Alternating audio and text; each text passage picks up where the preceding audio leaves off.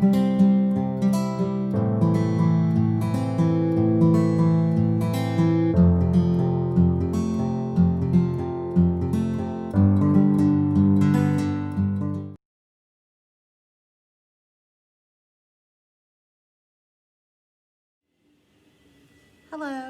thanks for joining me today. My name is Ann Crawford, and I'm the Reference and Adult Services Librarian at the Ponte Vedra Beach Branch Library.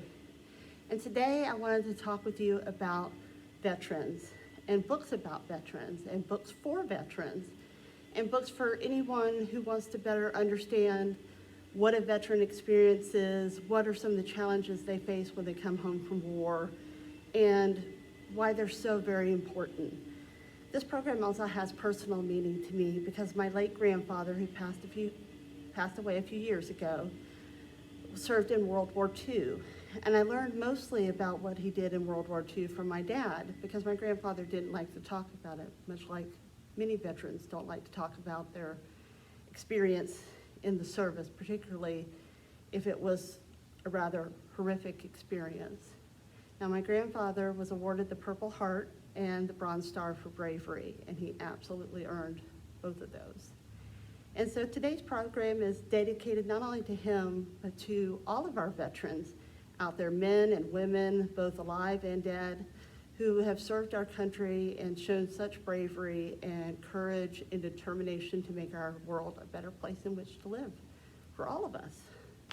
So that's why I'm doing this program today, and I hope that you find it interesting and engaging as well, because again, there's something really magical about books. Even if for whatever reason, or just because we're never going to live long enough to have all the experiences a person can have, books are a great way to develop empathy and understanding, because you can walk a mile in someone's shoes just by reading a book.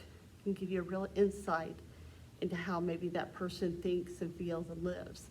And that was one of the reasons that I chose books about veterans in nonfiction and biographies.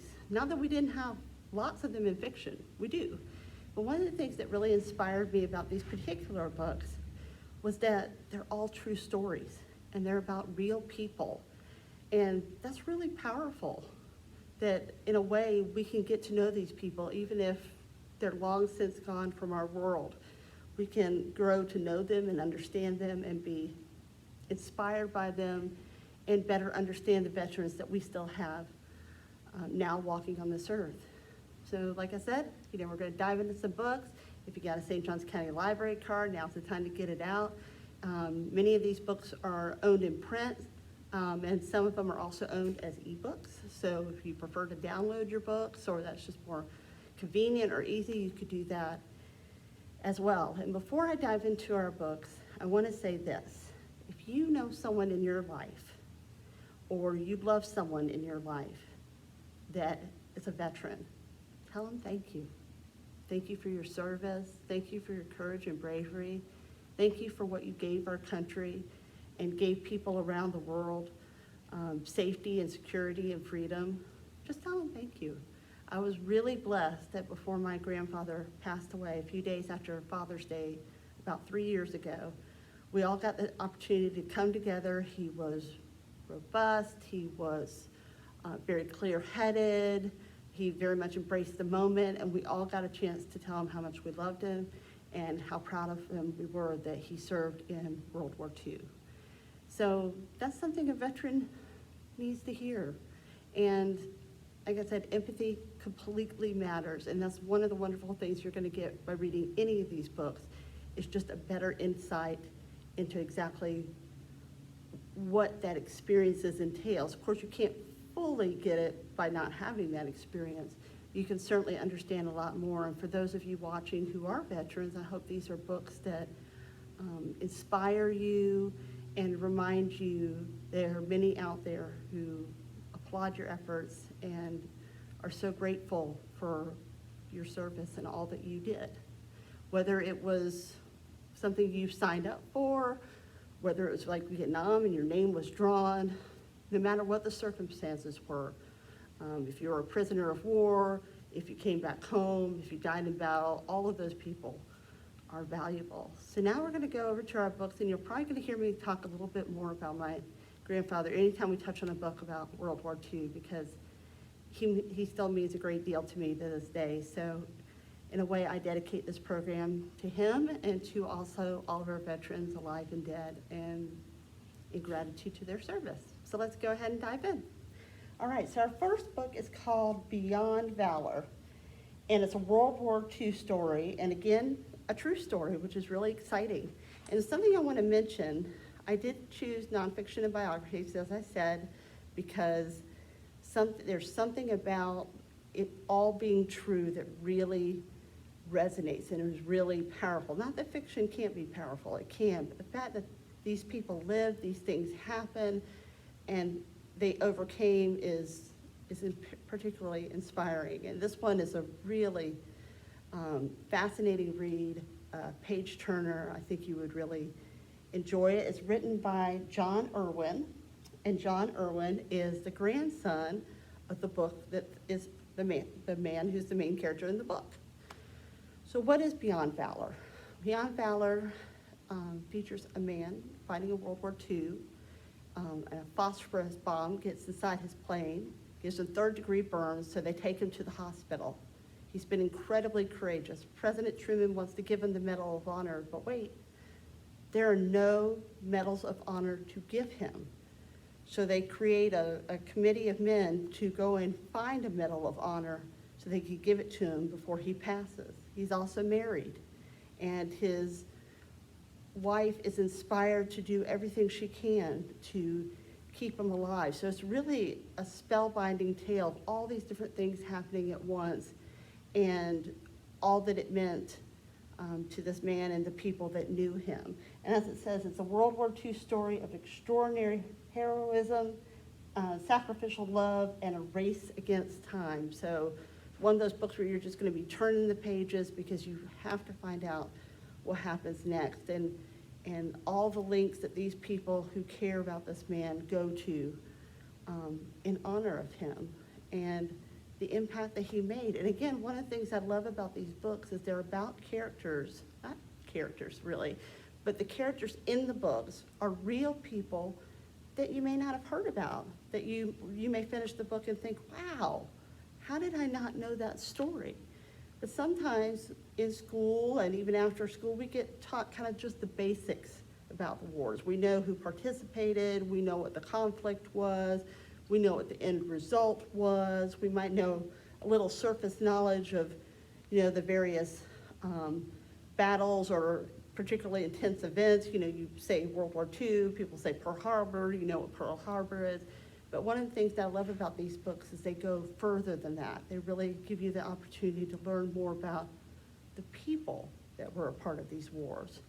And even if they're not here today, that this is a way that we can remember them. So I picked nonfiction and biography books that are relatively new, not because there aren't older titles that are amazing. I really had to call down what we had in our library system. But because I thought, well, if I feature newer nonfiction books and biographies, and there's a chance that if you're someone who likes reading about historical events, biographies about historical people, and about different wars and history and things like that, that there's a chance that maybe you haven't read all of these books. So again, Beyond Valor, it almost feels like they're going to make a movie out of it. So if they ever do, you heard it here first. So the next story, or true story, I should make sure to say that, is a book that was made into a movie, I believe, twice. And that's Laura Hillenbrand, Unbroken. And I had to include Unbroken, even though it's from 2010. It was one of our St. John's Reads books a few years ago, and it was enormously popular with the St. Johns County community. And it's so enormously popular, and it's been made into 2 movies because it is such a breathtaking story. It's the biography of Louis Zamperini and just all the things that happened to him. So the time that his plane gets shut down and falls into the ocean, to the survival on the ocean with the sharks trying to get in the boat and being shot at and trying to not dehydrate and starve, And they finally see an island and they think, oh, we've finally gotten a break, not realizing that very nearby is a Japanese military unit just waiting to take them in as prisoners of war. And Louis Zamperini was someone who, prior to World War II, had gone to the Berlin Olympics. I mean, he was, at the top of his game and fought in World War II, became a prisoner of war after surviving the odds, really. I mean, the waves, the sharks, the bullets. I mean, he survived all of that and then became a prisoner of war. But his story didn't end there. Just like so many veterans, his story did not end there.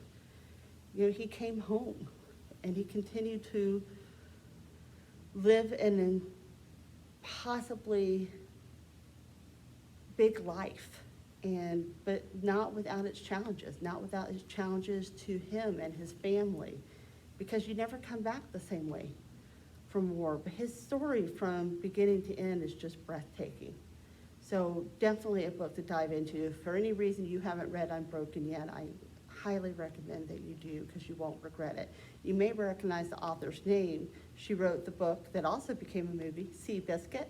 And she said Seabiscuit, writing that book, actually is what led her to Louis Zamperini and writing Unbroken. And first when I read that, I thought, well, how did learning about a Depression-era racing horse have anything to do with Louis Zamperini and World War II that would have taken place over a decade later? I wasn't seeing the connection. And the connection she made is that as she was researching for the Seabiscuit book, she kept stumbling upon Louis Zamperini's name and his story, and she finally got to meet Louis Zamperini in person, and she said the moment she heard his story, she was just taken in and obsessed by it. She had to write about it, and she does such a wonderful, wonderful job with that.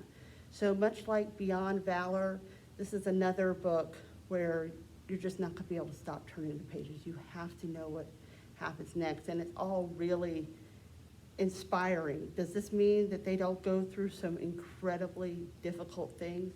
Absolutely. Few veterans, I'm sure, would say that you come out of war unscathed. If you're not physically hurt, there's the mental aspect, there's the post-traumatic stress, but the commonality between Beyond Valor and this book is that you realize just how strong the human spirit can be. And it's really empowering that they beat the odds, because that's no easy thing to do in any situation, but particularly in this one. So again, with Beyond Valor and Unbroken, two books I really recommend that you check out today and just dive into reading. And I find that reading, just in general, no matter what you're reading, is such a wonderful stress reliever, and it's a break from everything. And like I said, reading about someone else's story who's overcome and surmounted such odds is bound to give you hope. So that's Unbroken by Laura Hillenbrand. And the next book, The Unknowns. Now, you may have heard of The Unknown Soldier and know about the monument and the tomb and everything like that. But again, it's a little bit like what I was saying about learning about history in school, or learning about history, on your own after you graduate from school. A lot of times, many of us could sketch out the rough details, name the big events that occur, the big names in these events and stuff like that, but we don't always able to shade in all the other parts of the story. And that's where this book comes in, because it's the untold story of America's unknown soldier and the World War I's most decorated heroes who brought him home. So now we're jumping back to World War I from two books that were about World War II. And what was really interesting about it is the book isn't about the unknown soldier. The book is about the 8 men who were selected to be to handle the casket of the unknown soldier. And one thing that I read in one of the reviews about this book that I thought was particularly interesting would have been how easy it might have been to just write about the 8 people and just write about them separately and all their different individual experiences in World War II. Not to say that writing a book is easy, but you could write about each one of those stories separated completely out and you're done. But instead, what the author does is weave all their narratives together and how it all fit into the bigger picture of World War I. And you learn about the unknown soldiers' tomb, that now there are unknown soldiers buried there from World War II and all the wars and conflicts thereafter. And it just fills in more of the story for you. And again, it's one of those books where you find yourself scratching your head and thinking, why have I never heard this story before? That's one of the wonderful things about nonfiction and biographies, is you get to hear about those people and those experiences and those viewpoints that may be on a very broad level understanding of something. You don't get all those details. So that's what's one of the things that's really good about these books. And so these three books all have in common, triumph and tragedy, but ultimately hope and success. But of course, war doesn't always turn out that way, at least not initially, which is what brings me to our next book, which is published, I think, at the end of December of 2020. And so it should be in our library's catalog for you to request. And it's called Stopping Military Suicides, Veteran Voices to Help Prevent Deaths. Now, here's some of the reality. Are the stories that I've been telling you about true? Yes, they are. Were they easy for the people that the book was about? Not at all. Was it easy for the families who loved these people who came back from war? Not at all. Not sugarcoating any of that. And this is a real issue that's going on in America right now. The rate of veteran suicides is much higher than the rate of suicides for people who are not veterans. I believe with veterans, it's 22 suicides a day. And just try to wrap your mind around that, because as a civilian, I can only imagine and empathize through reading these books how incredibly difficult it is to come back from war.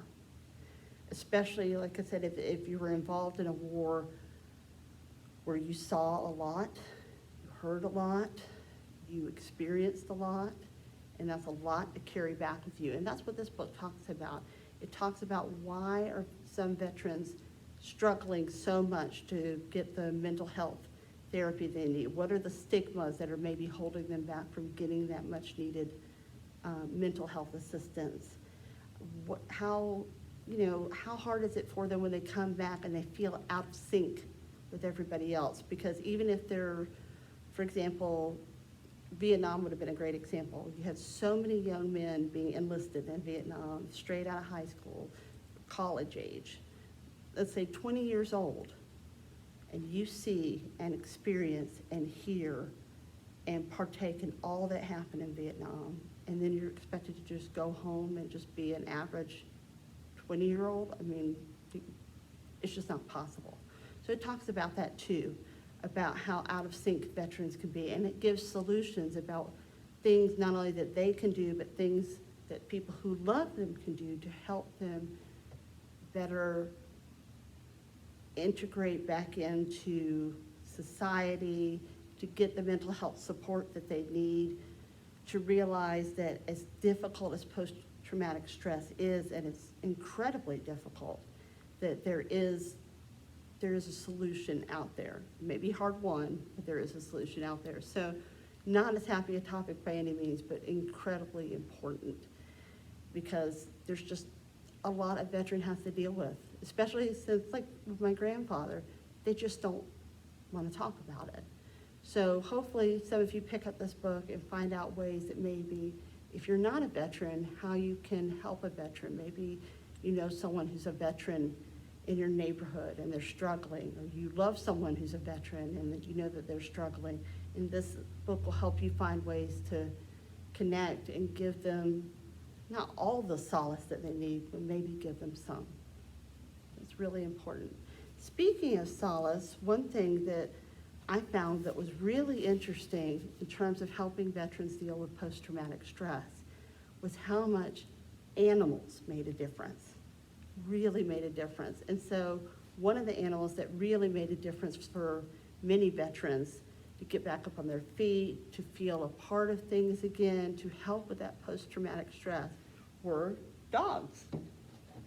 And that's right. So we've got Craig and Fred. So this is Craig, and his dog up here is Fred, and it's a Marine, a stray dog, and how they rescued each other. So Craig was serving over in Afghanistan, which for my generation is the war or the conflict that I probably most relate to, because I remember growing up and being in middle school, and several kids that I knew at schools, dads had been drafted or had volunteered to go and fight in the Middle East. So Craig was over in the Middle East and discovers this stray dog, and the stray dog doesn't have a collar, he hasn't been fed, he's wandering outside alone, he desperately needs help, and that's where Craig came in. Craig rescued him. And I believe some of the men and women in his unit actually helped smuggle him onto the base at the risk of, to their detriment and potentially the detriment of the dog. But Fred eventually went home with Craig, and Fred got his name because someone in his unit called and said, "Hey, it looks like you made a friend there." And all he could hear was, "Looks like a Fred there," so that's how Fred's name stuck. But when Craig came home, it was Fred's turn to rescue him. Because then, of course, he's dealing with all the post-traumatic stress from having been in Afghanistan and being in the middle of that conflict.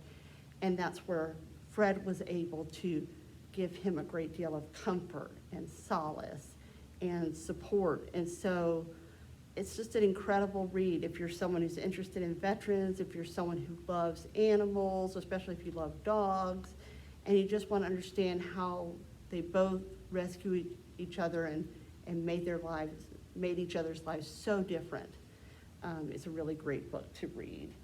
So obviously, you see this beautiful dog, man with a big smile on his face, and animals just have an instinct. They just know, they sense, and any animal that can help a person out, what an incredible blessing. And what an incredible blessing for the pet as well, because of the devotion that the owner will have towards the pet for supporting them in that way. So Craig and Fred was a really wonderful, heartwarming read.